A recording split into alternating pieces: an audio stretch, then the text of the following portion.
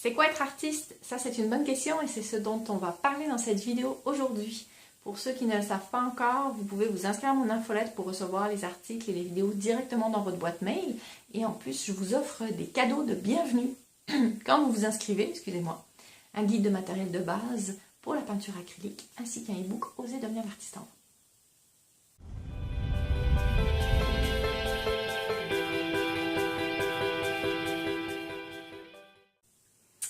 Bonjour, ici Lily Flore, artiste peintre et professeure de peinture. Aujourd'hui, je voulais vous parler d'un thème qui me tient beaucoup à cœur.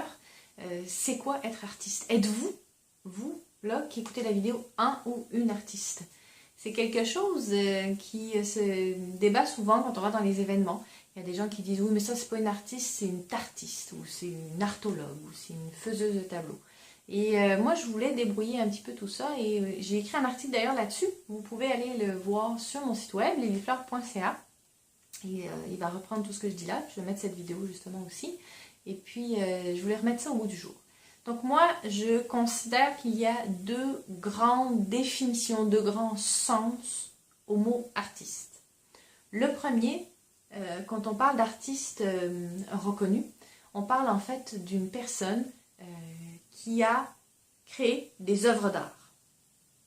La deuxième définition, je vais développer ensuite, c'est pas forcément des gens qui ont créé une œuvre d'art, mais quelqu'un qui pratique un art. Donc la première définition, quelqu'un qui crée une œuvre d'art, ça ramène tout de suite à une autre question qui est, c'est quoi une œuvre d'art?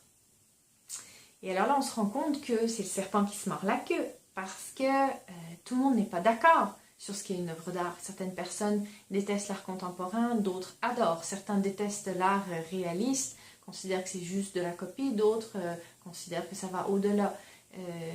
À son époque, Van Gogh n'était pas considéré comme un artiste. Maintenant, c'est considéré comme non seulement un artiste, mais le début d'un nouveau courant, le fauvisme.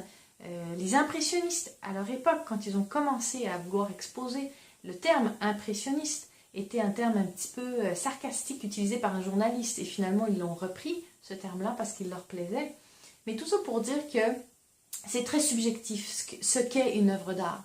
Donc si on considère que quelqu'un qui est un artiste, c'est quelqu'un qui a produit une œuvre d'art, on tombe dans un monde qui est excessivement subjectif. Ça va dépendre de la personne qui est en face, ça va dépendre du moment de l'histoire, ça va dépendre de l'histoire de la personne qui a créé l'œuvre d'art, de l'histoire de l'œuvre d'art. Il y a vraiment énormément de choses qui rentrent en compte et moi je trouve que c'est une définition, c'est un sens qui laisse seulement la place à une élite reconnue. Être artiste, c'est faire partie d'une élite reconnue et cette élite, elle était reconnue par qui? Par une élite autoproclamée critique d'art ou whatever. Vous voyez, on est loin, on est hors du champ. Pour moi, c'est une définition et un sens qui n'a plus de valeur. Peut-être que ça en a eu à un moment donné, mais ça n'en a plus. Parce que peut-être que moi, maintenant, personne ne me considérerait comme artiste, et puis peut-être que dans 100 ans, je serai une artiste hyper reconnue. Donc, je suis quoi alors, moi? C'est pour ça que je préfère la deuxième définition, le deuxième sens. Le deuxième sens, c'est quand on parle de quelqu'un, on dit qu'une personne est artiste quand elle pratique un art. Donc, on ne parle pas d'œuvre d'art, on parle de pratique. On peut dire, c'est ce que j'écris dans mon article, que certains enfants a une âme d'artiste. Oui, elle, là, c'est sûr qu'elle a une âme d'artiste. Que ce soit parce que cette petite fille adore chanter, danser, que ce soit tout simplement parce que cette petite fille a beaucoup de capacité à trouver des idées très créatives pour faire des nouvelles bêtises. On utilise souvent ce mot. Cette personne a une âme d'artiste. Un jardinier peut être artiste, un menuisier peut être artiste. Toute personne qui pratique une technique et le transforme en art devient un artiste. Ça veut dire quoi, pratiquer de façon artistique quelque chose? C'est quand on le fait de façon authentique et personnelle, à sa façon. On utilise une technique, la peinture, la sculpture, le piano, la menuiserie, et on l'interprète à notre façon, et on s'exprime à travers cette technique. Et quand on s'exprime soi-même, on exprime notre intérieur à travers cette technique, on devient un artiste et on pratique un art. Peu importe si au final il y a une production artistique, parce que chanter, quelqu'un peut très bien chanter, si ce n'est pas enregistré, il n'y a rien qui reste à part le souvenir des gens. Donc, s'il n'y a rien qui reste, c'est pas un artiste? Non, c'est un artiste quand même.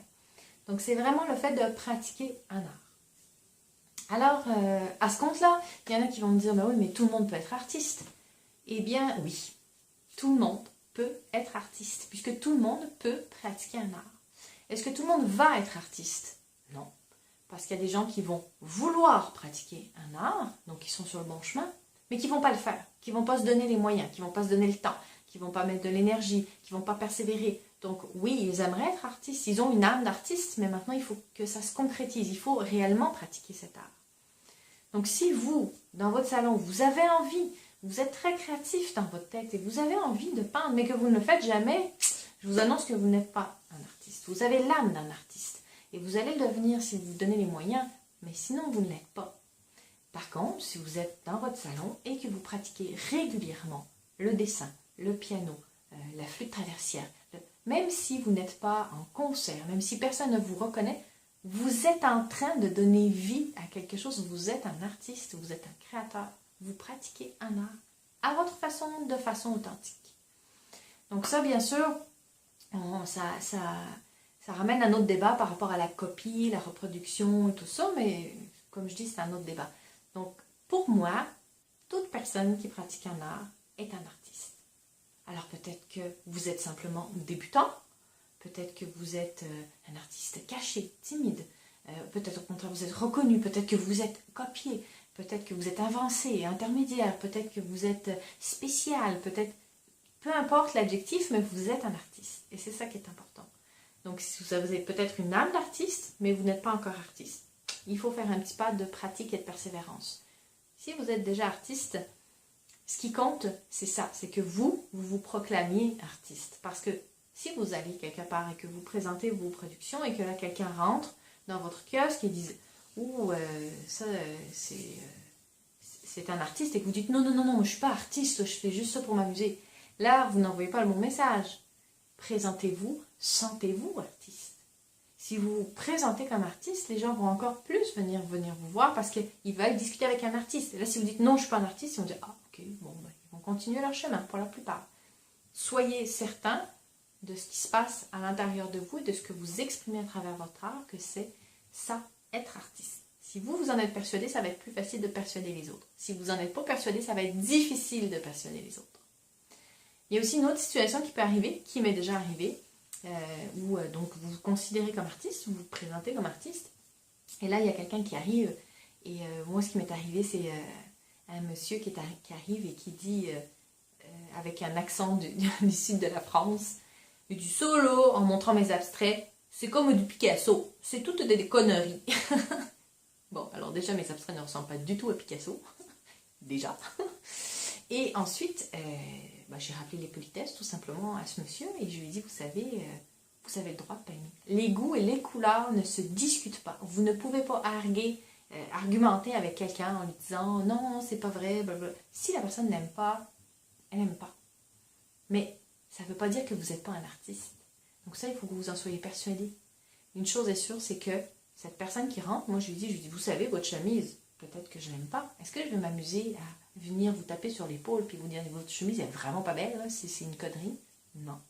Donc, ramenez les gens tranquillement, gentiment, avec politesse à leur place en disant, les goûts et les couleurs, ça ne se discute pas. Que vous n'aimiez pas, je respecte tout à fait ça. Que vous soyez mal poli sur mon travail, ça c'est une autre histoire. Soyez dans vos baskets assurés que vous êtes une artiste, mais qu'il y a plein de gens qui peut-être ne vous reconnaîtront pas comme une artiste. Mais ça leur appartient à eux. C'est leur histoire. C'est pas la vôtre. La vôtre, c'est que vous vous considérez comme un artiste. Comme une artiste, vous vous présentez telle quelle. Et si vous êtes confiant, vous allez attirer des gens qui vont aimer ce que vous faites, qui vont aimer votre travail et qui vont également vous considérer comme un artiste ou une artiste. Donc, voilà, je pense que j'ai fait pas mal le tour. Apprenez à déjà vous considérer comme une artiste ou un artiste et apprenez à comprendre que le regard des autres leur appartient, ne vous appartient pas. Ce n'est pas à eux de juger ce que vous faites. Si c'est quelque chose qui relève de leur pas, c'est seulement à vous. Ce qui, eux, ils en lisent, c'est dans leur monde à eux. C'est pas dans votre monde à vous. C'était ce que je voulais vous dire. Donc, j'espère que cela vous a donné un petit coup de boost et de confiance. C'était le but parce que j'ai tellement d'étudiants souvent qui sont comme manque de confiance. Tu pratiques un art. Bon, peut-être que tu n'arrives pas au résultat que tu veux, c'est pas grave. Tu es dans la pratique. C'est ça qui est important. Continuez à pratiquer. Continuez, continuez. N'oubliez pas avant de partir de laisser un petit pouce levé. Moi, ça m'aide toujours beaucoup. Un petit commentaire en dessous. Soit un petit commentaire si vous avez aimé cette vidéo. Soit si vous n'êtes pas d'accord, vous avez tout à fait le droit de l'exprimer. Je suis ouverte au débat tant que ça reste de façon bienveillante et polie. Sinon, le commentaire est supprimé tout simplement si c'est mal poli et non bienveillant. Alors, c'est ma technique. Je vous aime fort, puis je vous dis à la prochaine. Retrouvez-moi sur mon site web. Vous allez retrouver le lien pour l'article où tout est écrit par rapport à cette vidéo. Et pour ceux qui ne sont pas encore inscrits à mon infolettre, sachez que j'offre un cadeau de bienvenue qui est le guide du matériel gratuit pour la peinture acrylique. Voilà. Bye bye.